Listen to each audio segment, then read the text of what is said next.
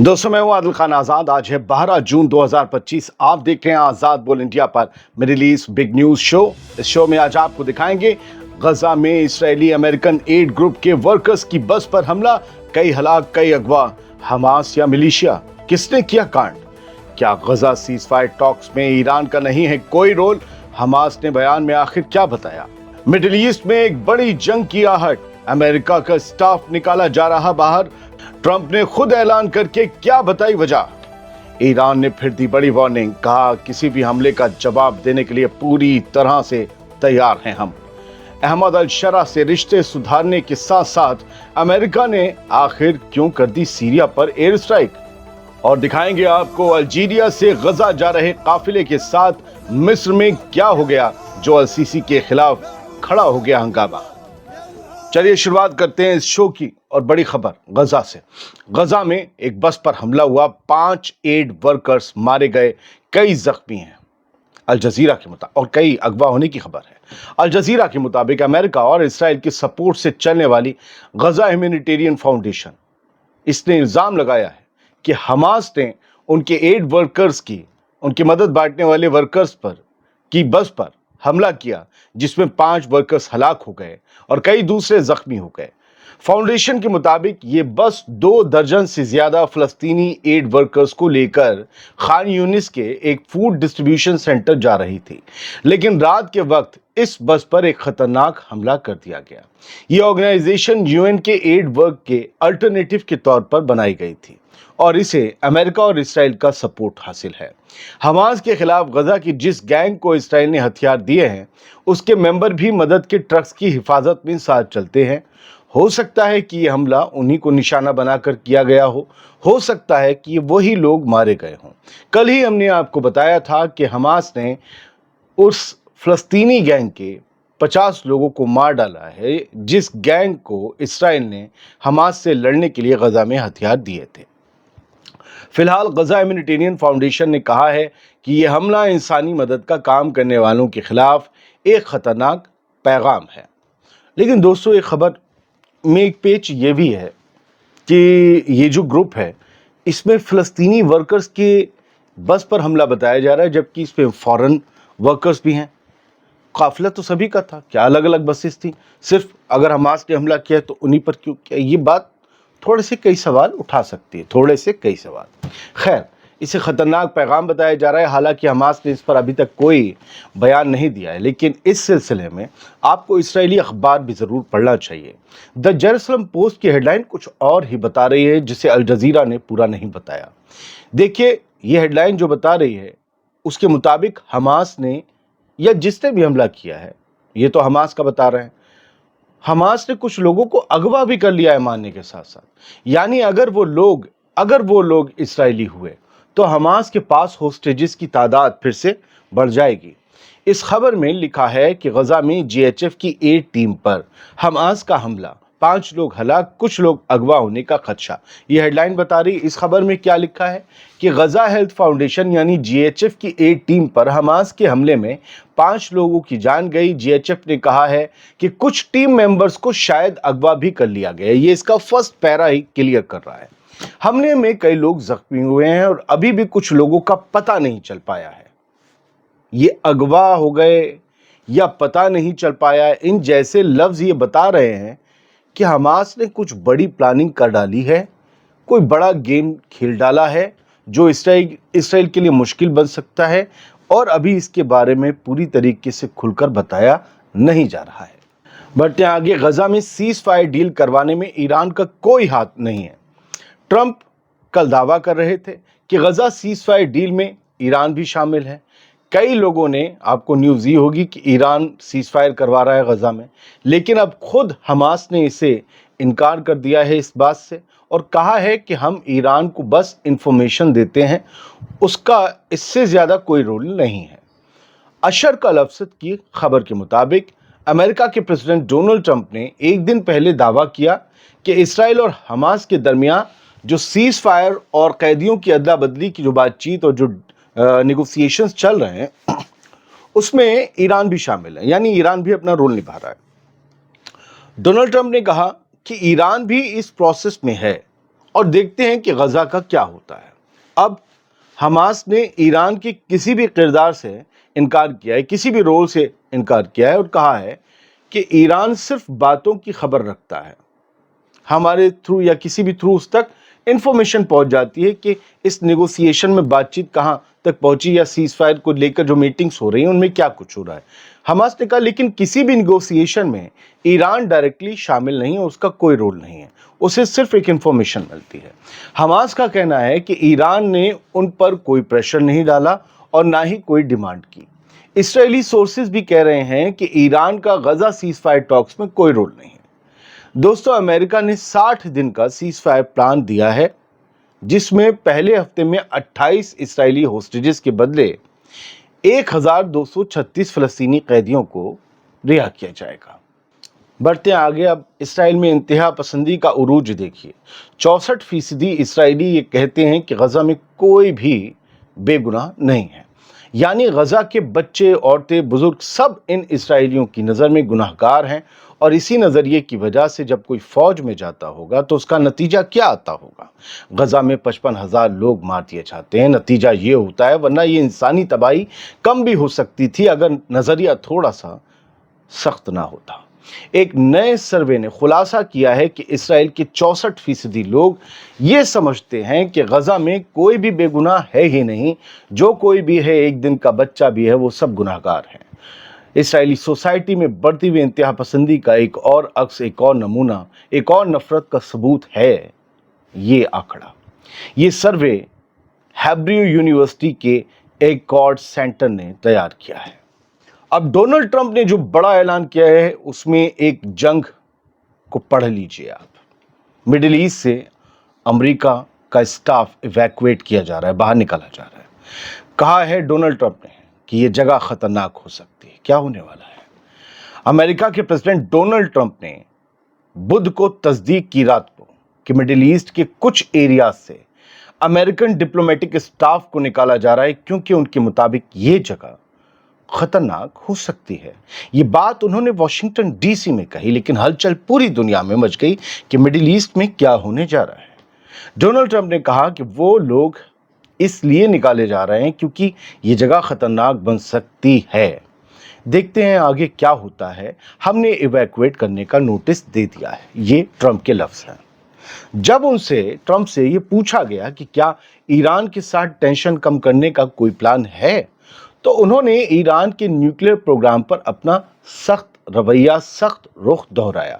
Donald Trump نے کہا کہ ایران کو نیوکلیئر ویپن نہیں مل سکتا، یعنی ایران نیوکلیئر ہتھیار نہیں بنا سکتا، بات ختم، ہم کبھی یہ نہیں ہونے دیں گے۔ یہ ٹرمپ کے لفظ ہیں۔ میرے دوستوں، مڈل ایسٹ سے امریکن اسٹاف کو باہر نکالنا ایک بہت بڑی جنگ کی تیاری ہے۔ 2 ٹن کا کل وار ہیڈ ٹیسٹ کیا ہے ایران نے، سب کو دھمکی دی۔ کیا کہانی اس سے بھی اور کہیں زیادہ ہے؟ کوئی اور نشانے پر ہے؟ لہٰذا فل ڈیٹیل کے ساتھ یہ مدعا سب سے بڑا ہے۔ فل ڈیٹیل کے ساتھ ہم اس پر ایک الگ سے شو بنائیں گے، اس شو کے بعد بنائیں گے اور لائیں گے، آپ کو بتائیں گے کہ صرف ایک ٹرمپ کا بیان نہیں ہے، باقی ہلچل کیا چل رہی مڈل ایسٹ میں۔ بہت بڑی خبر ہے سر، یہ بتاؤں گا میں آپ کو۔ بڑھتے ہیں آگے۔ ایران سے پھر ایک بار دشمنوں کے لیے ایک وارننگ جاری ہوئی ہے۔ کہا گیا ہے کہ ہر خطرے کا ہم سرما بنا کے رکھ دیں گے۔ سرما۔ ایران کے Islamic revolutionary guard corps IRGC کے commander in chief major general Hossein Salami نے بدھ کی رات کو IRGC نیوی کے آپریشن یونٹس کا دورہ کیا اور اس دوران انہوں نے کہا کہ دوڑا کے ماریں گے۔ انہوں نے پرشین گلف اور اس کے آس پاس کے علاقوں کو ایران کی ڈیفنس پالیسی کا سینٹرل حصہ قرار دیا۔ جنرل سلامی نے کہا کہ IRGC نیوی نہ صرف کلوز رینج سمندری لڑائی کے لیے تیار ہے، بلکہ لانگ رینج وارفیئر بھی ہینڈل کرنے کی پوری صلاحیت رکھتی ہے۔ انہوں نے نیوی کی فاسٹ اٹیک بوٹس، یعنی بہت تیزی سے جو چلنے والی وہ جو بوٹس اٹیک والی جو ہوتی ہیں، ناویں وغیرہ، سٹیمرز اور یہ سب وغیرہ، ان فاسٹ اٹیک بوٹس کے نیٹ ورک اور میسائل اور ڈرون سسٹمز کی حیران کن ڈیولپمنٹ کا بھی ذکر کیا۔ اور آخر میں وارننگ دیتے ہوئے کہا کہ ہم کسی بھی قسم کے تھریٹ کا جواب دینے کے لیے پوری طرح سے تیار ہیں. دشمن چاہے کوئی بھی ہو، ایران اسے کچل کر رکھ دے گا. اب کچھ خبریں یہاں سے. ایران کے صدر مسعود پزشکیان نے یہ کہا ہے کہ ہم ویسٹ کے ساتھ بات کر رہے ہیں، ہم E3 کے ساتھ بات کر رہے ہیں، ہم امریکہ کے ساتھ بات کر رہے ہیں، لیکن کوئی بھی یہ نہ سمجھے کہ ہم نے سرنڈر کر دیا ہے ویسٹ کے آگے. ہم ایران کی خوشحالی کے لیے، ترقی کے لیے بات کر رہے ہیں، ہم ڈیل بھی کرنا چاہتے ہیں. امریکہ سے تو ہر کوئی ڈیل کرنا چاہتا ہے، تو ایران کر لے گا تو کیا پرابلم ہے؟ عرب ممالک کر ہی رہے ہیں، انہوں نے تو بلینس آف ڈالر دے دیے. ایران بھی راضی ہے، بس وہ اپنا نیوکلیر پروگرام طاق پر رکھنے کو یا اس کی بلی دینے کو تیار نہیں ہے. ورنہ ایران بھی چاہتا ہے کہ امریکہ سے ڈیل ہو اور سینکشنز ہٹ جائیں، ایران ترقی کے راستے پہ آگے بڑھے. تو ایران کے صدر مسعود پزشکیان نے کہا ہے کہ ایران ویسٹ کے ساتھ بات چیت کر رہا ہے، لیکن وہ ایکسٹرنل پریشر کے آگے جھکنے کے لیے تیار نہیں ہے اور نہ ہی اسے ایران کا جھکنا مانا جائے. انہوں نے علم ایک شہر ہے وہاں پر بولتے ہوئے کہا کہ امریکہ اور یورپ کی جو اسٹیٹس ہیں ان کے ساتھ بات چیت آیت اللہ سید علی خامنئی کے طرف سے جو پورا فریم ورک تیار ہے اس کے ماتحت ہی ہو رہی ہے. ہم اس سے آگے بڑھتے نہیں ہیں اور اسے ہمارا سرنڈر بالکل نہ سمجھا جائے. میں نیوز ایجنسی کی خبر ہے کہ US نے لانچ کیے ہیں ڈرون اسٹرائکس ناردرن سیریا میں. ناردرن سیریا وہ علاقہ ہے جہاں پر امریکہ کے بھی اڈے ہوا کرتے تھے. احمد الشرا کی حکومت سے امریکہ تھوڑا سے دوستانہ رشتے دکھا رہا ہے، انہیں ڈیولپمنٹ کی راہ پر واپس لا رہا ہے، لیکن احمد الشرا کی حکومت میں ہی وہ کچھ علاقوں پر حملے بھی کر رہا ہے امریکہ. اور نارتھ میں بھی جو گروپس ہیں وہ ہلکے ہلکے احمد الشرا کی حکومت میں ملی گئے ہیں. تو پھر آخرکار امریکہ کو وہاں خطرہ کس سے ہے؟ میں نیوز ایجنسی بھی یہ لکھتی ہے کہ لوکل سورسز کے مطابق اور المائدین کی رپورٹ بھی یہ کوٹ کرتے ہیں کہ امریکہ کے ڈرونز نے کچھ مسلح افواج جو ہوتے ہیں یا جو آرمڈ گروپ ہوتے ہیں ان کے ٹھکانوں پر، جو الجولانی کی رجیم میں بھی شامل ہیں، ان کے ٹھکانوں پر تیل ابیض علاقہ نارتھ میں آتا ہے، وہاں پر رقہ پروونس میں سیریا میں وہاں پر حملے کیے ہیں. اور یہ جو ہے ان لوگوں کے بیچ ٹینشن بڑھا سکتا ہے، الجولانی اور امریکہ کے بیچ. کیا واقعی ٹینشن بڑھ جائے گی؟ پتہ نہیں. چھوٹی چھوٹی خبریں دیکھ لیجئے. سوڈان کی پیراملٹری نے دعویٰ کیا ہے کہ اس نے لیبیا اور مصر کی سرحد سے لگتے ہوئے ایک زون پر قبضہ کر لیا ہے، اور یہ بتایا گیا ہے کہ یہاں سے سوڈان کی جو آرمی ہے، جو آفیشیل حکومت ہے، جو آرمی کی حکومت ہے، وہ یہاں سے نکل گئی ہے، بھاگ گئی ہے، اور یہاں پر باغیوں نے، RSF نے اپنا قبضہ جما لیا ہے. خلیفہ حفتار ایک گروپ ہے ایسٹ لیبیا کا. ایک دن پہلے اس کی خبر آئی تھی، ہم نے آپ کو بتائی تھی کہ اس کی مدد سے RSF نے بڑے حملے کیے ہیں، اور اسی کے بعد یہ خبر آ رہی کہ RSF نے لیبیا اور مصر سے لگتے ہوئے علاقے کو قبضہ بھی لیا ہے. اچھا، کچھ خبریں ہیں. ایک اور خبر ہے کہ یہ قدس نیوز نیٹ ورک کا ہے آج کا فوٹو. یہ مسجد الاقصیٰ کا کمپلیکس ہے. مسجد الاقصیٰ ایک چھوٹی سی مسجد ہے، ایک طرف ہے. کمپلیکس بہت بڑا ہے جس میں گنبد صخرہ اور باقی 5-6 جو مسجدیں ہیں وہاں پر وہ سب آتی ہیں. تو مسجد الاقصیٰ کمپلیکس میں براق وال بھی آتی ہے. درجنوں آج سیٹلرز پھر مسجد الاقصیٰ میں گھسے، انہوں نے وہاں پر تالمودک رائچولز ادا کیے. یہ سب کچھ اسرائیلی پولیس کی نگرانی میں انہوں نے بدتمیزیاں وہاں کی. ایجپٹ کے اتھارٹیز نے ان سب لوگوں کو جو الجیریا سے غزہ کی طرف بڑھ رہے تھے، الجیریا سے ایک بسز کا قافلہ چلا تھا، وہ لوگ مارچ کر رہے تھے الجیریا سے غزہ کی طرف، ان لوگوں کو روک لیا ہے، انہیں ڈیٹین کیا ہے، حراست میں لیا ہے، اور جو ہے ان لوگوں کو ڈیپورٹ یعنی ان کے ملک واپس بھیجنے کی پروسیس جب ہوئی تو وہاں پر آگ بھڑک اٹھی. مطلب ایک طریقے سے بغاوت سی ہو گئی، اور ایجپٹ کے ایکشن سے لوگ بہت زیادہ غصے میں آ گئے. غزہ بارڈر پر انہیں جانے نہیں دیا گیا. تو ڈیٹینیز جو ڈیٹین کیے گئے تھے الجیریا کے، وہ چلانے لگے کہ واٹ اے شیم، یہ کتنے شرم کی بات ہے کہ تم نے غزہ کو ڈالرز کے لیے بیچ دیا. As they were forced on to planes. یہ بات صحیح ہے کہ ان کی بات میں ایسے نہیں کہوں گا، کیونکہ میں لفظ یہ استعمال نہیں کرتا ہوں کبھی غدار ودار، کیونکہ کل جن کو تعریف کرنی پڑتی ہے وہ پھر وہ ہوتے ہیں، انہیں بڑی شرمندگی ہوتی ہے. تو میں نیوز کو نیوز کی طرح پڑھتا ہوں. لیکن مصر بات چیت تو پیچھے بات چیت کرانے میں لگا ہوا ہے، لیکن اپنی سرحد سے مدد بھیجنے کے لیے کچھ نہیں کر رہا. اب اس کی وجہ کیا ہے؟ آپ اپنی طرف سے بارڈر کھول دیجئے. रफा का अपना गेट खोलोगे ना, गजा की तरफ से जो रफा का गेट है उसका ताला चाबी तो उसके 1 मीटर पीछे खड़ी इस्राएली फौज के पास है। आप अल्जीरिया के लोगों को जाने दें और फिर वो आईडीएफ वाले के ज़बरदस्ती ये हमारे कब्जे के और कंट्रोल वाले इलाके में घुस रहे थे, हमने गोली मार दी, कौन क्या कर लेगा? इसराइल आज किसी को भी गोली मार रहा है, कौन क्या कर ले रहा है?